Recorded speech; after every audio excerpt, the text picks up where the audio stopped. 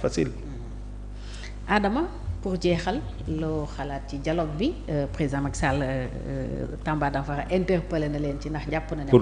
pour le jour du lancement du dialogue. boycott bi du li gën. pour le jour du lancement du dialogue. parce que dans les travaux. parce que voilà la précision elle est importante. ok c'est important. c'est-à-dire gars yi am na ci ñoo xam dañoo namm sol costume ak cravate sol yére bu rafet dem toog biir palais. comme ni ñu daan def seen temps quoi. waaw am na ñoo xam ne namm nañ ko quoi. waaw sur le lancement am na ñoo xam ne namm nañ ko nee naa la de dialogue c'est pas le lancement ça se passe dans les commissions. Je suis d'accord. Et tous les partis seront là-bas. Bien ok sûr. super. Maintenant un président de la République qui veut redorer son blason parce que xam nañ tension bi am Sénégal il veut redorer son blason toog ñëpp toog wër ko mu wane ni man maay chef d'État c'est vrai avec ses parce que kii toog premier ministre président assemblée nationale mooy toog président toog ci digg bi mu jàkkaarloo gars yi wan leen ne maay président fii maay décidé maay buur ak bu mi on n'a pas besoin de ça. ah ok vous me rassurez. on n'a pas non je suis rassuré. non xam nga Pastef aussi daan doon dem ci dialogue ci lancement dialogue bi mais danaa dem dans les commissions pour liggéey. c'est là où se passe le travail. ok bien sûr beneen biir beneen biir potentiel waaw. beneen biir. Fatou, moi j'ai lu les termes de référence. Copier-coller avec les termes de référence de 2020. c'est vrai. c'est ce que dit Alioune Souaré l'expert parlementaire. wax na dëgg. Copier-coller les TDR. les termes de référence de 2020 ak termes de référence yi benn la mais il y a les conclusions de 2020.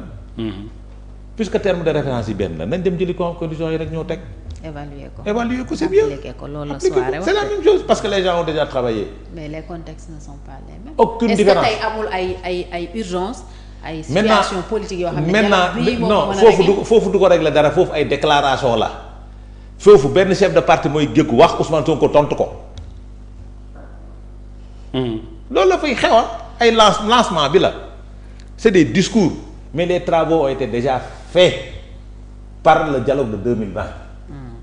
waaw du ñu jël conclusion yooyu parce que on peut pas réinventer la roue ils vont dire kii li mu waxoon 2020 lay waxaat dëkk tey. parce que problème yi ñoo fi nekk.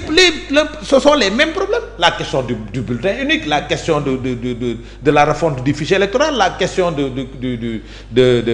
partis politiques du chef de l'opposition ce sont les questions là et loolu yëpp mu ngi ci biir rapport bi est-ce que jar na war a mën a toog nag loolu tax ma ne la quand un chef d'État veut redorer son blason au niveau international il doit être entouré par le premier parti de l'opposition ou bien les partis de l'opposition les plus représentatifs. c'est ce que ton ancien leader faisait alors. mais tous les hommes politiques le font.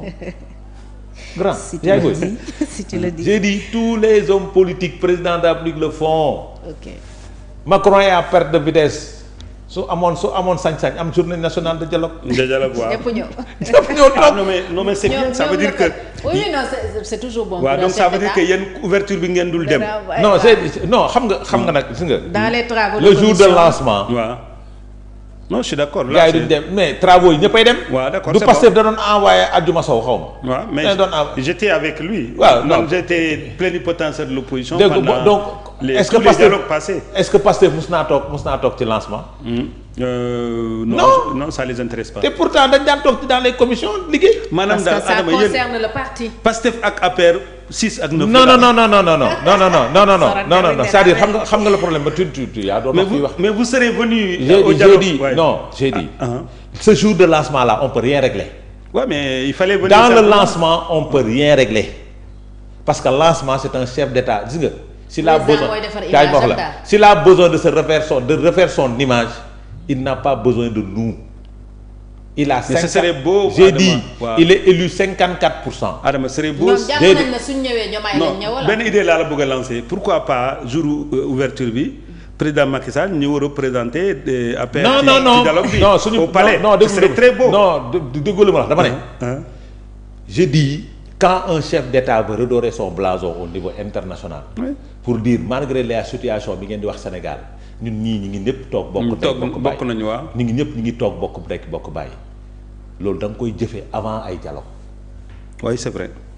c'est-à-dire ci actes yi ngay poser mooy tax nit ki ñeme la nit ki wóolu la war a mën a ñëw toog c'est-à-dire y a aucune idée derrière parce que saa yi l'image du Sénégal est écornée au niveau international. et à l'intérieur rupture de confiance. am na. entre yéen ak waa Pastef. mais entre waaw c'est pas seulement nous Thierno Alassane Sall n'ira pas beaucoup de personnes n'iront pas. La coalition John président. John n'ira pas est-ce que Amadou Ba ira? Il y a beaucoup de partis juge dem du dem ñu bëri ñu dul dem donc parce que gëmuñu loolu. wóoluwuñu démarche bi. parce que mën nga fa toog wax fa waa ji ñëw tontu parce que am na ci ñoo xamante ni saa yi waaye am na koo xamante ni am ni xamul nu muy waxee est-ce que tu comprends am na ci koo xamante ni xamul nu muy waxee comme ni muy waxee yow xam nga nekk député moo tax nga taxaw fii di wax ça c'est des choses yoo xamante ni soo ko déggee nooy toogee ak moom taxaw pour dire au waaw parce que nag ñun ay c'est-à-dire nous sommes des hommes d'état nag ñun du ñu toog xale bu ndaw ñëw toog di dugg toog suñu digg ñu bokk di ko jox xarme non on préfère prendre nos distances fi nga xam ni les gens responsables seront là-bas et on va débattre sur des questions importantes nee naa la cette journée de dialogue n'avait pas sa raison d'être mënoon nañu wax rek journée de réconciliation nationale. waaw mais nag c'est le président Macky Sall qui a institué le 28 mai. waaw mënoon na ko tuddee journée du dialogue national mënoon nañ ko tuddee. jour daaw amuloon. waaw daaw c'était. il l'avait pas fait. ok waaw. n'est-ce pas non mais dañoo gis ne président Macky Sall dafa doon def lu baax. non deful daaw il était président daaw Diomaye était président. parce qu'il venait juste d'arriver. non pourtant woote na assise am. c'était pas à la même période. woote na assise am. pourquoi il n'a le 2 avril. pourquoi il n'a pas profité waaw moom laa la assise la woote pourquoi il n'a pas c'est-à-dire xam nga man nee naa la le 2 avril daajal Fatou mi quand il a fait sa déclaration il a parlé de réconciliation nationale. il pouvait profiter de ce 28 avril. 28 mai 2024 pour convoquer la journée de la réconciliation nationale. parce que dafa jàppoon ne justice bi la ñu war a njëkk a càmbar. moo doon urgence à saisir déglul la réconciliation nationale moo jiitu lépp parce que sans réconciliation nationale donc gars yi du ñu am confiance à la justice et autres si tu avais dit oui c'est la journée du dialogue national mais dama ciy boole journée du dialogue national et de la journée du dialogue et de la réconciliation nationale nga xam ne chaque le 28. tous les membres tous les acteurs dañu ñëw toog réconcilier wu fàtte lépp su posé woon acte boobu ci la doon gën a rafet mais yow nga ñëw toog ba image yu Sénégal yi yàqu terniru au niveau international la diplomatie passée à côté beaucoup de choses passées à côté nga ñëw taxaw tirer sur les gens ñëw taxaw ne non attends kaa ñu tiitaru ñu photo bu rafet xam nga parce que la presse sera là-bas la presse internationale sera là-bas mu ne xaar leen ma woon ne gars yi nag nen man fi mu ne nii moom Sénégal moom waa gars yi nangul nañ ma quoi non man du ma la may occasion boobu nag le plus petit militant de l'Alliance pour la République soo ko ne woon demal du dem maintenant nag li importance mooy gis nga seen commission ya dañuy sulli rapport 2027 bi parce que nee naa la assise nationale bii assise de la justice bii les conclusions des assises de la justice sont les conclusions des concertations sur la justice de 2018 dara soppeeku ci fii on n'a pas un problème de texte on a un problème d'application Sénégal bind nañ lépp séminaire nañ lépp atelier nañ lépp xam nga lu ñu fi war a def. il se dit même que d'autres viennent s'inspirer de nos travaux. mais bien sûr xam nga lu mu def application. mise en œuvre mais pour mettre en œuvre nag il faut avoir le courage il ne faut pas penser à un second mandat. loolu mooy problème politicien yi nag toujours mandat. c'est ce qui bloque. waaw c'est ce qui bloque de l'application de toutes les conclusions. parce que fii xoolal def nañ lépp on a tout écrit. on n'a pas un problème de texte xam problème lañ am application te application nag soo ko sóoree ni moi dama war a toog fii 50 ans dama war a dem ba 2050 pour nga appliquer texte yi dina jafe parce que di nga gis ku la bëgg barrer la route nga teg ko fee est-ce que tu comprends nee naa la tout parti au pouvoir a besoin d'un levier pour barrer la route à ses adversaires. ils n'ont qu'à travailler loolu moo gën. ku liggéey di nga am kii j'ai beaucoup aimé Adama excuse-moi François Hollande dafa ne woon chômage bu ko indul en dessous de 10% du nekk candidat respecté na parole am xam nga nit dafa ñoo bëgg nguur trop mais nguur du dara c'est un poste de travail su fekkee war na la jar ngay yàq doomu jàmbur ay papa jàmbur yàq der jàmbur rien que pour nguur gi mais amul benn njariñ tu es venu pour travailler am nga possibilité ñëw liggéey na gars yi liggéey bu ñu liggéey ñun ñu voter leen encore mais pour le moment liggéeyuñu quoi Adama suñu problème mooy loolu rek on ne travaille pas. on ne travaille non on veut faire disparaître les problèmes. nous ne savons voilà. nous ne savons pas il faut résoudre les problèmes. c'est-à-dire xam nga nag résoudre les problèmes il faut trouver une solution. Ouais. Et le livre a disparu. Ouais.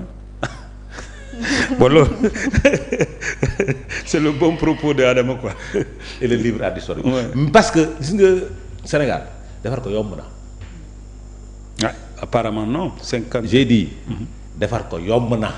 Sénégal gi. Sénégal gii. defar ko yomb na xam nga lu muy laaj. fulla ak fayda ak xam priorité yi. Ah loolu mooy sunu jafe-jafe nag. Mais nous ne connaissons pas les priorités de l'heure. Ban genre de pays nous voulons d'ici 50 ans? On l'avait, un pays émergent d'ici 2035. Mais d'ici 2025, qu'est-ce qu'on aura? D'ici 2050. D'ici 2050, qu'est-ce qu'on aura? Pastef. Non, je n'ai pas dit. Qu'est-ce qu'on aura? Quel ont... type de Sénégal on aura? Ah non, ça c'est... Ils ne l'ont pas dit. Non, ils donnaient des indicateurs. Ils ne l'ont pas dit. 60 francs... Macky Sall avait dit un pays émergent en 2035. Ouais. On aura quel type de pays? Agenda 2050. Waaw quel type de pays la ñu am en 2050? Est-ce qu'on va se développer? Est-ce qu'on va nangam fan la ñuy toll en 2050? Ouais, ça c'est le... Ils ne nous ont pas fait le portrait-robot Non, du Sénégal de 2050. ils ne nous ont pas fait le portrait-robot du Sénégal 2050. Ils nous ont juste dit une transformation systémique. Moi je dis une transformation systémique ne règle pas un problème. Il faut aller vers ce qu'on appelle la transformation holistique, n'est-ce pas, professeur? Tout à fait. D'ailleurs loolu mooy transformation. Loolu mooy transformation. La transformation doit être holistique. Mais pas systémique. Moo tax ma ne la ils ont raté la chose depuis le départ. Depuis le départ. xoolal xam nga luy transformation systémique. Holistique mooy dañuy reprendre tout à zéro. C'est ça la transformation holistique. Mais une transformation systémique xam nga lan la c'est du taf yëngal. moo tax xam nga gars yi dañuy utiliser concept yi rek sans pour autant reconnaître quoi nañ ma baalaax. nañ ma baalaax quoi. Non mais j'aime bien ton expression changement holistique. C'est une transformation holistique c'est ça. C'est une transformation holistique. Ouais. Pas une transformation systémique. dama ko yàgg wax nag duñ ma dégg képp kuy def transformation systémique tu es dans du taf yëngal. Les choses le système n'évoluera pas le système ne changera pas su nekkee da ngay changer système bi ngay changer il faut aller vers une transformation holistique te su boobaa li ma la waxoon ngay def s'enfermer. tëju. Il faut avoir le courage. Tout à fait. jërëjëf Adama mais nag ki koy def mooy ki xalaatul deuxième mandat. parce que day metti. trop et kooku mooy perdurer à la tête de ce pays. Tout à fait. L'homme, la personne qui osera faire une transformation holistique dina pérenniser wu à la tête de ce pays-là parce que c'est ce que le Sénégal et les Sénégalais attendent. Pas du taf yëngal du taf yëngal képp quand tu parles horizon 2025 2050 c'est parce que tu penses à des mandats et celui qui pense à des mandats fera du taf yëngal. kon xanaa Macky bi muy wax Sénégal. Mais bien sûr il pense à du mandat mais bien sûr il pense à des mandats parce que soo fi nekkul loolu du fi nekk tey jii suñu perdre pouvoir bi horizon 2050 disparaître na. comme ni PSE disparaître. ku ne ñëw indi sa plan. Roosevelt da ko wax. on reprend à zéro. Roosevelt dafa ne tout président toute personne une fois élu président de la République pense à son second mandat et quand on passe à son second mandat on sera dans du taf yëngal du ñu def dara. xoolal tapaa lëy la te soo gisee nii nu muy doxee c'est du tapaa lëy. Où sont les conclusions des assises? ñu ngi koy. xam nga tapaa lëy bi mooy ne. xam nga tapaa lëy mooy ne nga ñëw fekk fi des conclusions bàyyi ko fi ne da ngay def ay conclusions leneen les gens te donnent les mêmes conclusions loolu du tapaa lëy. Un chef d'État une fois installé doit dire quelles sont les conclusions des qui existaient. dans les tiroirs. sortez-les-moi teg leen ma ko ma xool mais non man il faut que je fasse li fi nekkoon il faut ma def sama yëfu bopp. waaw parce que je peux être dans la transformation systémique Sénégalais yi gàddu ko systémique c'est du taf yëngal. jërëjëf Adama monsieur Danfakha loo bëgg a jeexale. Ben di am yaakaar ne xam nga Sénégal nag loo ragal war